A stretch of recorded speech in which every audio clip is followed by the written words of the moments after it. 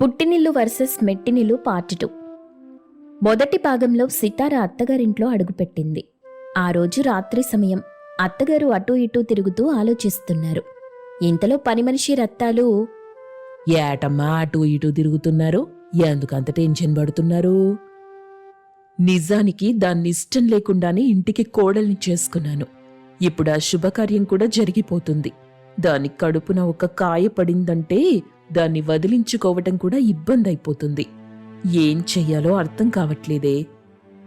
ఓ శాంతే గదా, ఒక్క నిమిషం ఆగండి అంటూ అమాంతం ఆమెను కింద పడేస్తుంది. కింద పడిన లక్ష్మి పెద్దగా అరుస్తూ, ఓరి దేవుడా, నా నడుం విరిగింది, ఎంత పని చేసావే అంటుండగా రత్తాలు, మీరరవకండి. అయ్యా, అమ్మగారు కాలు జారి పడిపోయినారు, ఎవరైనా రండయ్యా, కాపాడండి అంటూ పెద్ద పెద్దగా అరుస్తుంది రత్తాలు. వినీల్ సితార కంగారుగా బయటకొస్తారు. రాజేష్ కూడా పరిగెత్తుకుంటూ వస్తాడు. ఏమైంది? ఏం జరిగింది? అమ్మగారు కాలు జారి కింద పడినారు బాబు, వెంటనే హాస్పిటల్కు తీసుకెళ్ళండి అని చెప్పడంతో వాళ్ళు హడావిడిగా హాస్పిటల్కి తీసుకెళ్తారు. అక్కడున్న డాక్టర్ పరీక్షించి, హెయిర్ లైన్ ఫ్రాక్చర్ అయింది, అంతే. ఒక నెల రోజులు రెస్ట్ తీసుకుంటే చాలు. దీనికి పెద్దగా ఏం అవసరం లేదు. టైంకి ఫుడ్ తిని టైం టు టైం మెడిసిన్స్ వేసుకుంటే సరిపోతుంది, అంతే అని అనడంతో వాళ్ళు ఊపిరి పీల్చుకున్నారు. ఏటో కొత్త కొడల అడుగెట్టిన వెంటనే ఇట్ట జరిగింది. ఆ మాటలు విన్న రాజేష్ కోపంగా, ఏ రత్తాలు, ఏంటా మాటలు? మర్యాదగా నోరు మూసుకొనుండు అని అనడంతో ఆమె ఏమీ మాట్లాడకుండా అక్కడి నుండి లక్ష్మి దగ్గరికి వెళ్తుంది. సితార కొంచెం బాధగా బయటికి వెళ్ళిపోయింది. ఒరే వినీల్, అమ్మాయి నోదార్చు అని అన్నాడు రాజేష్. దాంతో వినీల్ బయటికెళ్లాడు. ఇదిలా ఉండగా రత్తాలు లక్ష్మి దగ్గరికి వెళ్ళింది. అమ్మగారు, మీకు చిన్న దెబ్బ తగిలింది. డాక్టర్ గారు మనం చెప్పినట్టే అందరికీ చెప్పేశాడు. ఈ నెల రోజుల దాకా మిమ్మల్ని ఎవ్వరూ ఆపలేరు. ఇప్పుడు మీరు చెయ్యాల్సింది ఏంటంటే, ఇంటికెళ్ళిన వెంటనే కొడుకు కోడలతో మాట్లాడండి.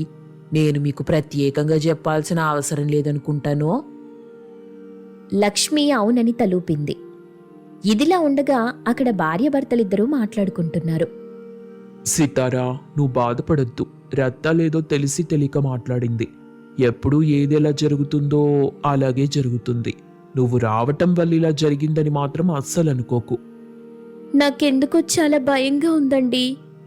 వినీల్ సితారకి ధైర్యం చెప్తాడు. ఇక కొంత సమయం తరువాత లక్ష్మిని తీసుకుని ఇంటికొస్తారు.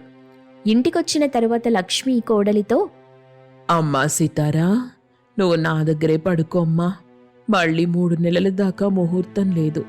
3 నెలల తరువాత మళ్ళీ ముహూర్తం పెట్టేంత వరకు శుభకార్యానికి దూరంగా ఉండాలి. అదే విషయం అబ్బాయికి కూడా చెప్పు.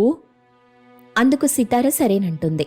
అదే విషయాన్ని వినీల్కి కూడా చెప్పడంతో అతను కూడా ఒప్పుకుంటాడు. సితార అత్తగారి గదిలోనే పడుకుంటుంది. ఆ రోజు గడిచిపోతుంది. మరుసటి రోజు ఉదయం వినీల్ ఆఫీస్కెళ్తాడు. రాజేష్ పని మీద బయటకెళ్తాడు. అప్పుడు రత్తాలు లక్ష్మి మాట్లాడుకుంటున్నారు. అమ్మగారు, మీ తెలివైతే ఉపయోగించి 3 నెలల గడువు పెట్టారు. బానే ఉంది. ఇప్పుడు ఈ 3 నెలలు ఏం చెయ్యాలనుకుంటున్నారు? కొంపదీసి సంపేస్తారా ఏంటి? అయ్యయ్యో, అంత పాపం నేను చెయ్యనే. దానంతటదే చచ్చేలా చేస్తాను. ఏదో రకంగా దాన్ని ఇంట్లో నుండి బయటకి పంపించడం, లేదంటే దానంతటదే చచ్చేలా చేయటం ఖచ్చితంగా చేస్తాను అని మాట్లాడుతుండగా సితార తల్లిదండ్రులక్కడికొచ్చి ఏడుస్తూ, పేకు దండం పెడతాను. మీరు కావాలంటే మా అమ్మాయిని ఇక్కడి నుండి తీసుకుపోతాం. కానీ దాన్ని మాత్రం ఏం చెయ్యొద్దమ్మా, మీకు పుణ్యం ఉంటాది. మీకు దండం పెడతాను తల్లి, దయచేసి నా బిడ్డని అట్టా చేయొద్దు. మీకెలాగూ నిజం తెలిసిపోయింది కాబట్టి మీరు నోరు మూసుకొనుంటారా, లేకపోతే ఇప్పుడే దాన్ని చంపేయమంటారా? ఈ విషయం మన నలుగురికి తప్ప మరో కంటికి తెలియకూడదు అని అనడంతో, మేమెవరికి చెప్పమమ్మా, కానీ మా అమ్మాయిని మాత్రం ఏం చెయ్యొద్దు అని బ్రతిమాలుతారు. అందుకామె కూడా, సరి అయితే ఇక నుండి వెళ్ళిపోండి. అని చెప్పడంతో వాళ్ళక్కడి నుండి వెళ్ళిపోతారు. కొంత సమయం తర్వాత సితార అక్కడికొస్తుంది. అత్తయ్య, మిమ్మల్ని పలకరించడానికి అమ్మ నాన్న వస్తారన్నారు. నేను రమ్మన్నాను. ఇక్కడికొచ్చారు కదా, వాళ్ళెక్కడికెళ్లారు వాళ్ళిప్పుడే ఏదో పనుందని వెళ్ళిపోయారమ్మా. అని చెప్పడంతో సితార తన మనసులో చెప్పకుండా వెళ్ళిపోయారేంటి అని అనుకుంటూ ఉంది. ఆ తరువాత లక్ష్మి, రత్తాలు, నువ్వు వారం రోజులు పని మీద ఊరెళ్తున్నానని చెప్పు. ఈ ఇంటికి రాకు. వారం రోజులు నేను దాని అంతు చూస్తాను. ఈ వారం రోజులు నీ జీతమేం తగ్గించనులే అని చెప్పడంతో రత్తాలు సంతోషిస్తూ అక్కడి నుండి వెళ్తుంది.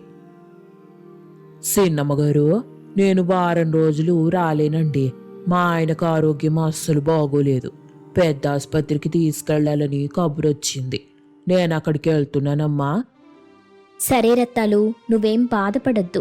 ఏదైనా అవసరముంటే చెప్పు, ఖచ్చితంగా సాయం చేస్తాను. ఒక్క నిమిషం ఆగు అంటూ లోపలికెళ్ళి కొంత డబ్బు తీసుకొచ్చి రత్తాలుకిచ్చి, ఇదిగో, ఇది 50,000 రూపాయలు. ఈ ఇంట్లో వాళ్ళవి కాదు, నేను దాచుకున్న డబ్బులు. ఇందాక అమ్మా నాన్న వచ్చినప్పుడు హుండీ తీసుకొచ్చారు. నేను పగలగొట్టి చూస్తే 50,000 ఉంది. ఇప్పుడు నాకు ఈ డబ్బుతో అవసరం లేదు. ఈ డబ్బు నీకు బాగా ఉపయోగపడుతుంది. ఇక ఏమైనా అవసరం ఉంటే కూడా చెప్పు అని అనడంతో రత్తాలు కళ్ళలో నీళ్లు తిరిగాయి. ఆమె తన మనసులో, ఓయ్ భగవంతుడా, ఎంత మంచి అమ్మాయికి ద్రోహం తలపెడుతున్నాను. అయ్యయ్యో, ఇప్పుడు నేనేం చెయ్యాలా? నిజం చెప్తే అమ్మగారు ఖచ్చితంగా నన్ను చంపేస్తారు. ఈ వారం రోజులు ఏదో రకంగా అమ్మాయి గారిని కాపాడుకోవాలా. అమ్మా, నువ్వు జాగ్రత్త అమ్మా. వారం రోజులకి నా పని అయిపోతుంది. వెంటనే తిరిగి వచ్చేస్తాను. నువ్వు జాగ్రత్తగా ఉండు తల్లి. సరే రత్తాలు, నువ్వు జాగ్రత్త అని చెప్పడంతో రత్తాలక్కడి నుండి వెళ్ళిపోయింది. కొంత సమయం తరువాత అత్తగారికి భోజనం తయారు చేస్తుంది సితార. దాన్ని తీసుకుని అత్తగారి దగ్గరికి వెళ్తుంది. ఛీ, ఇదెలా తింటారు? ఇంత చండాలంగా ఉంది. మీ ఇంట్లో ఇలాగే తింటారా ఏంటి? ఆ రత్తాలెక్కడికెళ్ళింది? అత్తయ్య, రత్తాలు వారం రోజులు రాదని మీతో కూడా చెప్పిందంటగా. వాళ్ళ ఆయనకి బాగోలేదని. అబ్బా, ఈ వారం రోజులు నీ చేతి వంట తినాలా? నాకొద్దమ్మా, నా వంట నేనే వండుకుంటాను. ఆ మాటలకి సితార బాధగా, అయ్యో అత్తయ్య, మీకేం కావాలో చెప్పండి, నేను అలాగే చేసి పెడతాను. వద్దమ్మా, నువ్వు నన్ను చూసి నేర్చుకో. అది చెప్తే వచ్చేది కాదు అని హడావిడిగా వంటగదికి వెళ్ళింది. సితార ఎంత చెప్పినా తన మాట అస్సలు వినలేదు. లక్ష్మి వంటగదిలో వంట చేస్తుండగా, అత్తయ్య, మీ అబ్బాయి గాని మావయ్య గాని చూస్తే నన్ను తప్పుగా అర్థం చేసుకుంటారు. మీరు వెళ్ళండి, నేను చేస్తాను కదా. వాళ్ళేం తప్పుగా అర్థం చేసుకోరు. నువ్వేం కంగారు పడకు. నువ్వెళ్ళి మిగిలిన పనులు చూసుకో అని చెప్పడంతో సితార అక్కడి నుండి వెళ్లి మిగిలిన పనులు చేస్తుంది. సరిగ్గా అరగంట తరువాత కొడుకు వినీల్ ఇంటికొచ్చాడు. రావడంతోనే తన తల్లి వంటగదిలో ఉండడం చూసి, ఏంటమ్మా, నువ్వు వంట చేస్తున్నావా? అసలు డాక్టర్ 4 రోజుల పాటు బెడ్ రెస్ట్ తీసుకోమన్నారు కదా. సితార్ ఏం చేస్తుంది? వద్దు వద్దంటే అలాంటి దాన్ని ఇంటికి తీసుకొచ్చావు. వంట చేయమని అడిగితే నువ్వే చేసుకో, నేను నీ కింద పని మనిషినా అని నన్ను తిట్టి ఇలా వంటింటి కుందేలను చేసింది. సమయానికి రత్తాలు కూడా లేదు అంటూ దొంగ ఏడుపు ఏడవడంతో వినీల్ చాలా కోపం తెచ్చుకున్నాడు. గట్టిగట్టిగా సితారను పిలుస్తుంటాడు.